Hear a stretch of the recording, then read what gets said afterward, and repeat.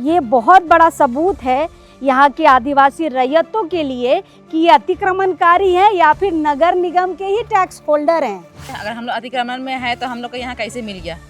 सरकारी? हाँ, सरकारी मतलब बात तुम कैसे पास हो गया? पैसा कैसे दे दिया? वो मेयर चुनना है, पार्षद चुनना है, वार्ड 10 आता है ना, प्रत्याशी लोग तो आएगा, लगभग 100 वोट है आप लोग का डीआईजी ग्राउंड का, तो आप लोग वोट देंगे कि नहीं देंगे? दीदी लोग तो बोल रहे हैं हम लोग नहीं देंगे। हम लोग कैसे देंगे? पीस करवा करके तोड़वा भी देता है वही लोग, सारा कुछ वही लोग कर देता है। वोट भी लेने आएगा। वोट भी लेने आएगा। पार्षद और मेयर की गलती इसमें है कि नहीं है?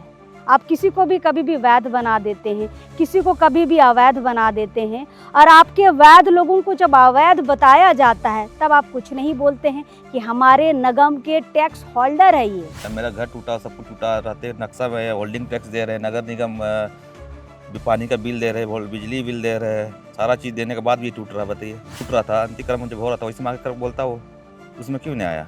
तो स्मार्ट पार्षद मेयर सब कहाँ थे उसमें? उसमें तो कोई भी एक भी नहीं आया बोलने के लिए।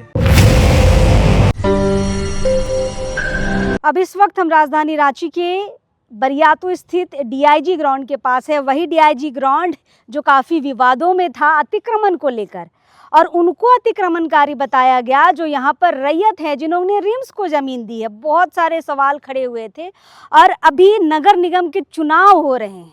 नगर निगम की जेसीबी उस वक्त यहाँ पर आती है घरों को तोड़ने के लिए, और ये जो लोग यहाँ पर रहते थे आदिवासी रैयत, वो होल्डिंग टैक्स भरते थे नगर निगम को, पानी का टैक्स भरते थे और बिजली का भी टैक्स भरते थे। बिजली का तो खैर दूसरे विभाग में जाता था, और यहाँ पर सबसे बड़ी बात कि अपने ज़मीन का भी रसीद कटाते थे। बावजूद इनको अतिक्रमणकारी बता दिया गया। देखिए, जिस नगर निगम पर हम सवाल खड़े कर रहे हैं और जिस नगर निगम का चुनाव अभी होने वाला है, वही नगर निगम देखिए यहाँ पर शौचालय बनाया है। ये जब 16-17 में शौचालय वाला जब कार्यक्रम चल रहा था नगर निगम के तरफ से, उस समय का ये शौचालय बना हुआ है। उस समय 12,000 रुपये मिलते थे हर एक परिवार को जो नगर निगम क्षेत्र में आता है, जो अपने कागजात नगर निगम में दिखाता है, उसको ये शौचालय पास होता था 12,000 में। 2 किस्त में आता था 6-6 हज़ार में। ये देखिए, ये बाकायदा नगर निगम का ये बनाया हुआ आप देख सकते हैं। ये पूरा फ्रेम देख के ही समझ में आ जाएगा कि ये नगर निगम से दिया हुआ शौचालय है। ये आपको बहुत सारे इलाकों में मिलेगा।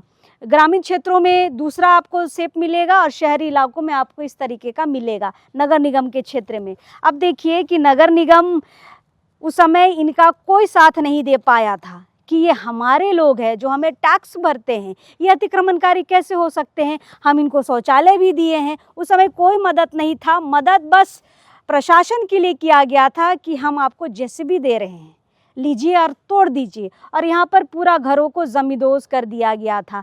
आप देख सकते हैं ये पूरा इलाका, एलेक्स जरा इधर दिखाइएगा बाबू, ये पूरा इलाका देखिए। आपको कुछ घर आपको नज़र नहीं आएगा, आपको बस एक झोपड़ी नज़र आएगा, 2-4 झोपड़ी आपको पीछे नज़र में आएगा।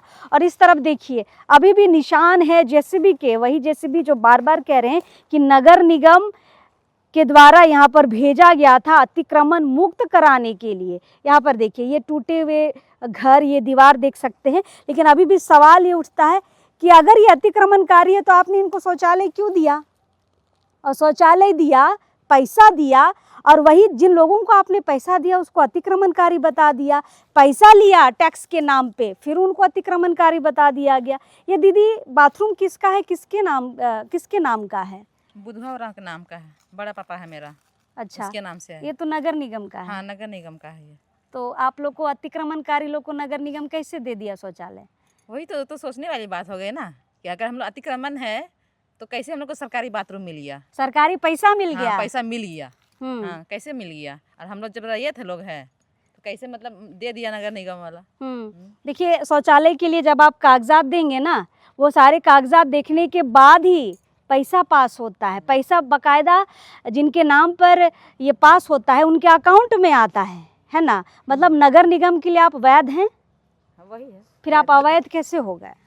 वही तो सोचने वाली बात है ना, कैसे हो गया अवैध। देखिए भाई, चुनाव, नगर निगम के चुनाव हैं। मेयर आपको नया मिलेगा, पार्षद आपको नया मिलेगा। पार्षद और मेयर की गलती इसमें है कि नहीं है?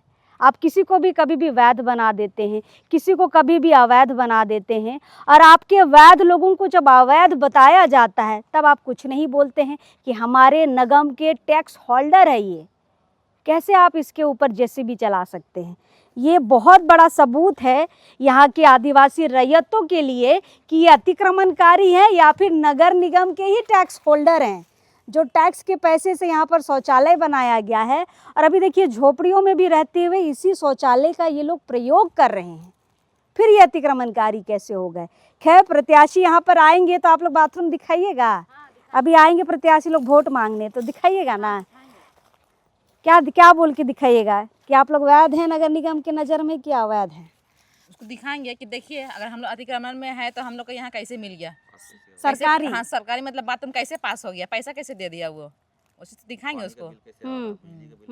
अभी चुनाव है दादा, अभी मेयर चुनना है, पार्षद चुनना है, वार्ड 10 आता है ना, प्रत्याशी लोग तो आएगा, लगभग 100 वोट है आप लोग का डीआईजी ग्राउंड का, तो आप लोग वोट देंगे कि नहीं देंगे? दीदी लोग तो बोल रहे हैं हम लोग नहीं देंगे। हम लोग कैसे देंगे? पीस करवा करके तोड़वा भी देता है वही लोग, सारा कुछ वही लोग कर देता है। वोट भी लेने वोट भी लेने आएगा। पहले देखिए, पहले आप आके यहाँ पर आके आपके पास किस आधार पर पास किए, फिर आप तोड़वा क्यों दिए फिर? तो ये 100 लोग जो हैं जो वोट करेंगे या करते थे, इस बार नहीं करेंगे? नहीं करेंगे इस बार। मतलब आप लोगों ने क्या पूरा ठान लिया है? हाँ, ठान लिया है। लेकिन करने से अच्छा रहता शायद अभी का मेयर या पार्षद आपके लिए कुछ अच्छा कर दे। करना रहता तो वही से मांग करता ना, बोलता हुआ करके। जब टूट रहा था, अतिक्रमण जब हो रहा था, वही से मांग कर बोलता वो, उसमें क्यों नहीं आया? उसमें वार्ड पार्षद मेयर सब कहाँ थे उसमें?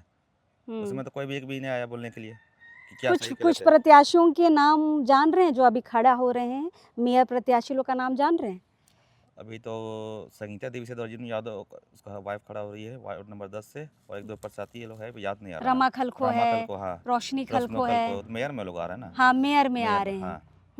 तो मेयर बड़ा पद है ना, हाँ, वो तो बड़ा तो पद है। जिम्मेदारी भी बड़ी है। ऐसे जब अतिक्रमण जैसे मसले होते हैं तो बड़ा अधिकारी ही जवाबदेही होता है। तो आप तो बोल रहे हैं वोट ही नहीं करेंगे? वही सोच रहे कैसे करें हम, जब मेरा घर टूटा, सब कुछ टूटा, रहते नक्शा में होल्डिंग टैक्स दे रहे हैं, नगर निगम पानी का बिल दे रहे हैं, बिजली बिल दे रहे हैं, सारा चीज़ देने के बाद भी टूट रहा। बताइए, ये घर था ना आप लोग का? ये मेरा घर ये ब्लू वाला ना, ये वाला घर था। अभी कहाँ रह रहे हैं आप लोग? झोपड़पट्टी में। झोपड़ी में? हाँ। कितने लोग रहते हैं एक झोपड़ी में? करीब हम लोग रहते हैं 4-5 जन रहते हैं। 4-5 लोग एक झोपड़ी में। आपके एक बूढ़े बाबा थे ना, वो भी यहीं रहते हैं? वो भी यहीं रहते हैं, वो राशन लेने गए, चावल राशन लेने गए हैं। चलिए, तो फिलहाल लगभग यहाँ पर अभी जो दिन के समय उपस्थित है, सारे लोगों से बातचीत हमने कर ली है। लोगों का कहना है कि हम वोट नहीं करेंगे, और वैध और अवैध वाली जो बात आती है ना, हम बस सबूत आपको दिखा रहे हैं। ये सबूत आपने कभी नहीं देखा होगा, हम बस पहले घरों का ही दिखाते थे। आज सरकारी शौचालय आपको दिखा रहे हैं कि नगर निगम ने बाकायदा सरकारी पैसा इन रैयतों को दिया, तब रैयत यहाँ पर बाथरूम बनाए, और आज ये अतिक्रमणकारी हो गए। चलिए, सवालों के साथ देखते हैं ये वोट देंगे कि नहीं देंगे, साथ ही प्रत्याशी यहाँ पर आते हैं कि नहीं आते हैं। अच्छा, आएंगे, आखिरी सवाल, आएंगे तो क्या बोलिएगा उनको? उसको तो बोले कि हम लोग का ये सारा चीज़ तो देते, पर टूट कैसे गया, कागज पता रहते के बाद भी, ये तो आपको जांच का विषय था, ये करना चाहिए। अच्छा, टूट गया, हम नया घर बना के दे देंगे, तब तो नया बात रखेंगे, तब लोग सोचेंगे, बात विचार करेंगे, होगा तो फिर देंगे वोट, क्यों नहीं देंगे? लेकिन दूसरा तरफ देगा, यहाँ पर नहीं देगा। यहाँ पे क्यों नहीं देगा? ये तो रिम्स का क्षेत्र हो गया ना। अभी तो जांच चल रहा है ना, अभी केस चल रहा है, अभी कुछ भी हो सकता है। आप लोगों ने केस किया है? हाँ, कुछ भी हो सकता है। वो जबरदस्ती चाहेंगे सटाने, तो हम लोग काट के कहाँ जाएंगे?